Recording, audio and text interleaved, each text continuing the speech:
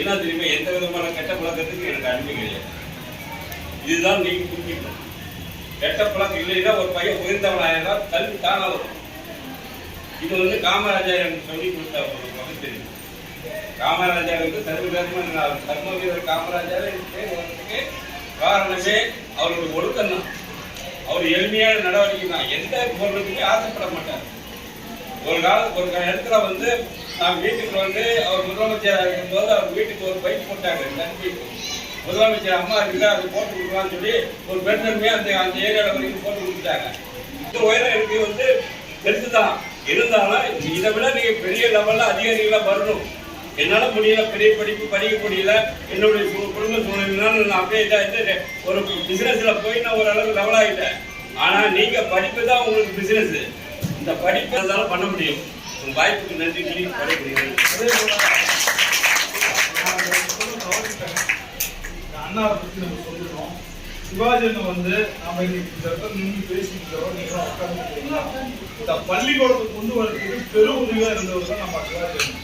ஏன்னா அந்த காலத்துல வீரபாண்டியார் அந்த தலைவர் மறைந்த தலைவர் அவர் இங்க ஒரு நிகழ்ச்சி நடத்திட்டு வராரு. அப்போ இவர் இந்த பள்ளியினுடைய மாணவர். அப்ப சிவாஜி நான் சொல்ல தவறிட்டேன்.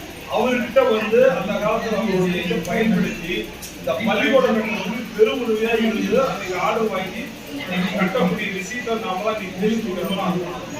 அதே போல அவருக்கு ஒரு நல்ல குணங்கள் என்னன்னா, அவருக்கு இப்ப நான் ஒரு பதவியில் இருக்கிறேன்.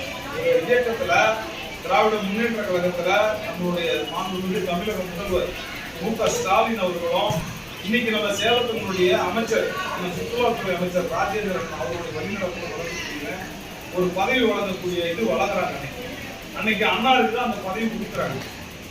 பொருளாளர் பதவி இப்ப நான் பண்ணிட்டு இருக்கிறேன். அந்த பதவியை அண்ணாருக்கு கொடுக்குறாங்க.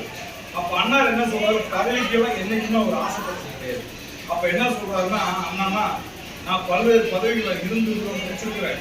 இன்னைக்கு செயல்பாடுக்கூடிய ஒரு இளைஞன் பாத்தீங்கன்னா இந்த தம்பி தான் செந்திலோட இறங்கி நல்லா புள்ள பொதுமக்களை செஞ்சுக்கிறாரு. அதனால வேலை செய்யக்கூடியவங்களுக்கு இந்த பதவி கொடுன்னு சொல்லி அண்ணனால பரிந்துரைக்கப்பட்டு, அண்ணன் இல்லைன்னா இன்னைக்கு இந்த செந்தில் இல்ல, இந்த மாதிரி இந்த கரை வெட்டி கட்டி உங்களால். ஏன்னா அண்ணார் அவர்களுக்கு இந்த நேரத்துல நான் மனமார்ந்த நன்றி தெரிவிச்சுக்கிறேன். அதே போல நான் கொஞ்சம் கோவக்காரன். எடுத்தோடனே எடுப்புக்கு எல்லாத்தையும் பேசிடுவேன். அப்பெல்லாம் பேசிட்டு இருக்கேன், டக்குன்னு பேசிடுவேன். அதே மாதிரி கெட்ட பேச்சுகளும் பேசுவேன். அவர் ஒரே ஒரு வேண்டுதல் வச்சாரு, செந்திலே நீ பொது வாழ்க்கையில் இருக்கிற இந்த பதவி சாதாரண பதவி கிடையாது.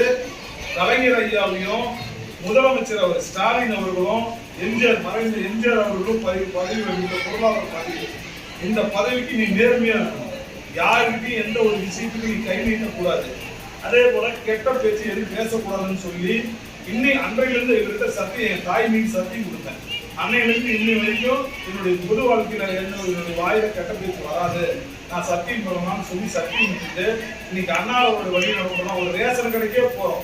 ஒரு பொதுமக்கள் ஏதாவது குறைகள் கேட்கறான்னு வச்சுக்காங்க, ரேஷன் கடையில போய் எந்த பிரதிபலனும் எதிர்பார்க்காது. அவங்களுக்கு போய் நீ செய்ய, பின்னாடி உனக்கு ஒரு நல்லது நடக்கும் அப்படின்னாரு.